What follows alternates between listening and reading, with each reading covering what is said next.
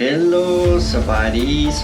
ทุกคนสบายดีแม่บ้านสบายดีคุณสบายดีFCทั้งภายในและต่างประเทศเมื่อนี้เขาก็มีข่าวมาเล่าให้พี่น้องชาวลาวเขาได้ฟังเนาะพี่น้องเกี่ยวกับการข่มขู่การวางระเบิดเกี่ยวกับการเดินทางทั้งอากาศนั่นเองเนาะมันมีเหตุการณ์ที่บ่คาดฝันเกิดขึ้น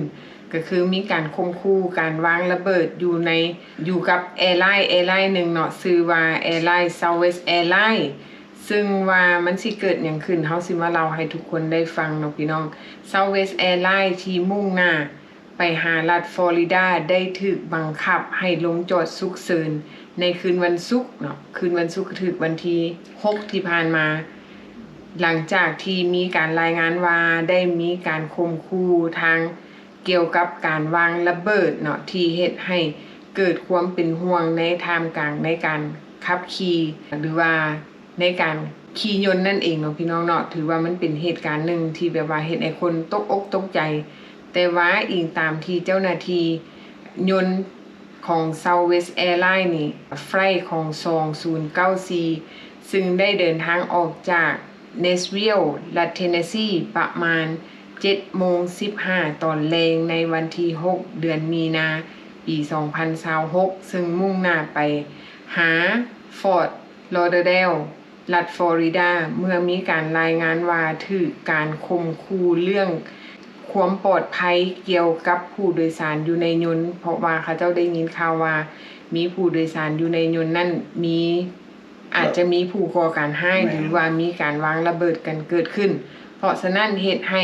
แคปตันเปลี่ยนใจทันทีทันใดเลยเนาะเขาก็ลงจอดฉุกเฉินอยู่ที่สนามบินฮาร์ทฟิลด์แจ็กสันแอตแลนตาอินเตอร์เนชั่นแนลแอร์พอร์ตเป็นสนามบินสากล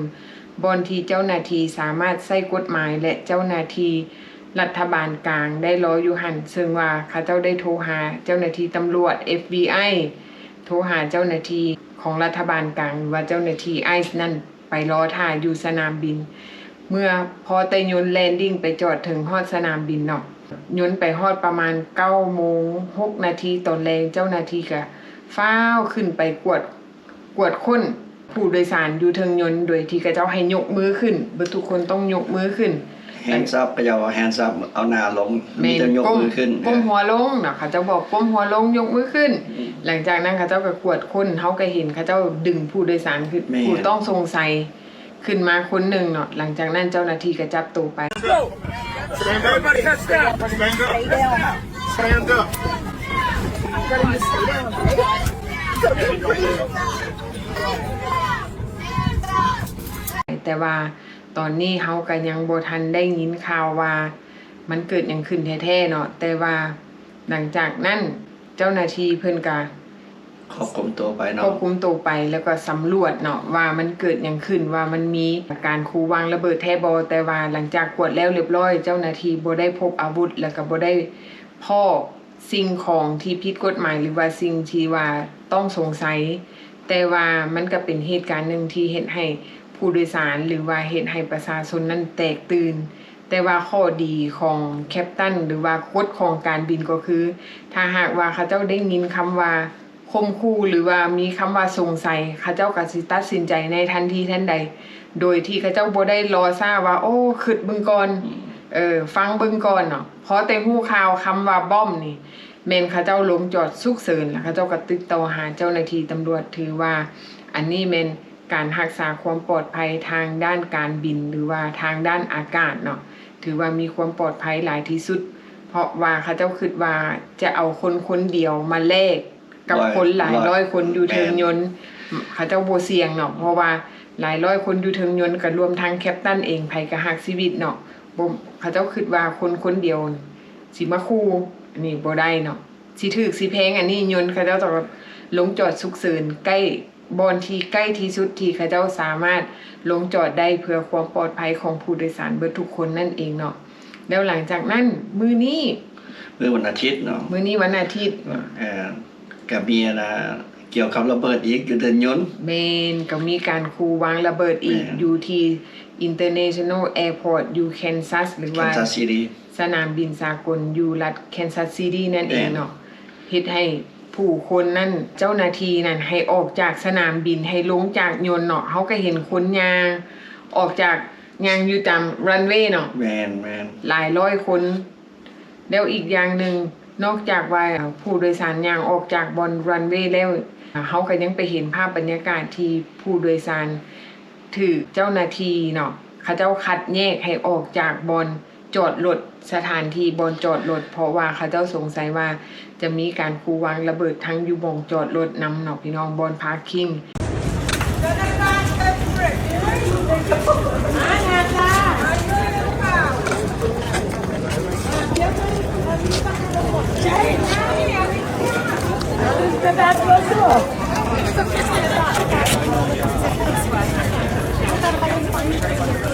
อันนี้ก็เป็นเหตุการณ์หนึ่งที่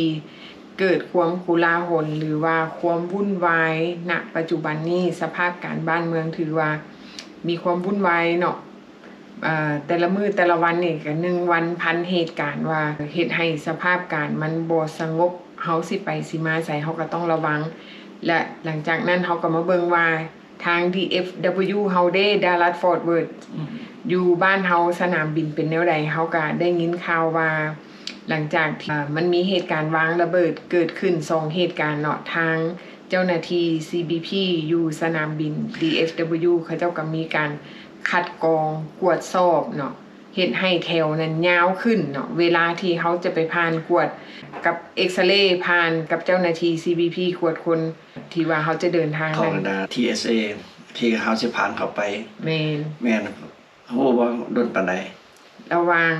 2-3 ชั่วโมงแม่นแถวยาวก็คิดว่าบ่มีแต่เดินยนต์อยู่ DFW เนาะคิดว่าเดินยนต์ทุกๆทั่วสหรัฐอเมริกาก็สิมีเคร่งครัดขึ้นเพราะว่ามีความว่าบ้อมสิมีคมคูมองใดมองหนึ่งน่ะก็จะต้องไปกวดทุกๆเดินยนต์เนาะก็จะต้องกวดเคร่งครัดขึ้นเพื่อความปลอดภัยอันนี้เพราะว่าเฮาบ่ฮู้เพราะว่าณปัจจุบันนี้สภาพการบ้านเมืองมันก็เกิดคล้ายๆสิว่าสงครามกับว่าแม่นถึงแม้นว่ามันจะมาบ่ถึงตัวเฮาเทื่อแต่ว่ามันก็เป็นเรื่องใกล้ตัวก็คือเหตุการณ์ที่มันเกิดขึ้น2เหตุการณ์เนี่ยเนาะเพราะว่าเฮ็ดให้คนมีความแตกตื่นถ้าหากว่ามันกลายเป็นจริงก็ถือว่า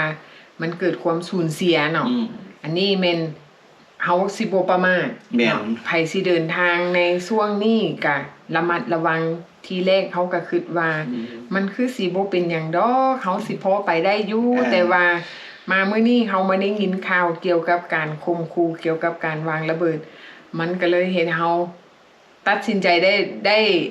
แน่นอนขึ้นง่ายขึ้นเนาะว่าเฮาบ่ควรเดินทางในระยะนี้บ่แม่นเกิดเหตุการณ์เทื่อเดียวนี่2เทื่อภายในอาทิตย์เดียวแม่นเพราะว่าอันเนี้ยมันก็สิแห่งเคร่งครัดขึ้นกว่าเก่าบ่แม่นแต่อยู่สหรัฐอเมริกาเนาะผู้ก่อการร้ายมันอยู่ทั่วโลกเกี่ยวกับวางแผนสิวางระเบิดมองนั้นมองนี้เฮาก็บ่ฮู้เพราะว่ามันเกิดจังซี่เฮาก็เสียเวลาไปอีกเนาะส่วนสิเปลี่ยนยนต์ไปอีกก็เสียเวลาไปอีกหลายชั่วโมงเพราะฉะนั้นแล้วเฮาก็เลยตัดสินใจเลยว่ารอท่าอีกไปซะก่อนแม่เนาะเพราะว่าการเดินทางช่วงนี้ถามว่ามันมีความปลอดภัยบ่อันนี้มันก็มีความเสี่ยงถามว่าความปลอดภัยมีบ่ก็อาจจะมีหากแต่ว่าสิ่งที่มันเกิดขึ้นแบบฉุกเฉินเฮาก็บ่สามารถคาดเดาได้ว่ามันสิเกิดหยังขึ้นบางทีเฮาขึ้นยนต์เนาะอยู่เทิงอากาศบังเอิญเนาะแคปตันได้ยินข่าวว่าโอ้สิมีการการวางระเบิดหรือว่ามีคนให้อยู่เทิงเครื่องบินจังซี่บังเอิญยนต์นี่มันไปฮอดกลางมหาสมุทรล่ะสิไปลงจอดฉุกเฉินอยู่ไสบัดนี้จนกว่าจนใกล้มองจะลงได้เขาบอกว่าสิอีกโดนปานใดเนาะอีกหลายชั่วโมงสิฮอดอีกสวัสดีข้ามมหาสมุทรได้เพราะฉะนั้นเฮาก็โอ้ใจแขนหูซั่นไผก็ใจสิรุดสิขาดเนาะแม่นแล้วแม่นมันความเป็นห่วงหลายเดี๋ยวนี้ความปลอดภัยเนาะเพราะว่าบางทีเนาะเฮาไปแล้วเฮาอาจจะมีความปลอดภัยบัดขากลับอีกบัดนี้เฮาก็บ่ฮู้ว่าเวลาขากลับมันสิเกิดหยังขึ้นในช่วงระยะที่เฮาไปพักผ่อนหรือว่าในช่วงระยะที่เฮาเมื่อยามบ้านเมื่อหาครอบครัวตอนขากลับเฮาบ่ฮู้ว่ามันเกิดหยังขึ้นกับบรรดาประเทศอ้อมข้างบางทีเวลาเฮาสิกลับเข้ามาบังเอิญสนามบินอยู่สหรัฐเขาปิดบ้านปิดเมือง คนในห้ามออกคนนอกห้ามเข้าจังซี่ โอ้แห่งนักไปอีกเนาะ แม่นยกตัวอย่างคือเฮาเห็นเนาะสนามบิน International Airport อยู่ดูไบจากที่เขาเจ้าคิดว่าสถานการณ์มันยกยานเขาเจ้าก็พยายามทยอยส่งผู้โดยสารกลับบ้านที่ผู้โดยสารตกค้างอยู่สนามบินเขาก็เปิดไฟล์บางไฟล์ที่ส่งคนกลับบ้านบ่อยากให้เขาเจ้าค้างอยู่หั่นดนแล้วหลังจากนั้นเมื่อวานนี้เขาก็ได้ยินข่าวว่าเขาเจ้าปิดอีกแล้วเพราะว่ามันได้เกิดเหตุการณ์ที่หลังจากที่เขาเจ้ายิงจรวดหรือว่ายิงตอบโต้กันเนาะมันเฮ็ดให้เศษซากของเครื่องบินหรือว่าเศษซากของจรวดหรือระเบิดนะตกใส่สนามบินเขาเจ้าก็เลยได้มีการปิดอีกครั้งนึงอันนี้มันก็บ่แน่นอนมันเขาเจ้าเปิดปิดอันน่ะเฮาก็เข้าใจอยู่ว่ามันไปทางโซนตะวันออกกลางมันบ่มีความปลอดภัยบางคนก็คิดว่าโอ้ไปทางนั้นบ่ปลอดภัยเฮาก็มาทางเอเชียเฮา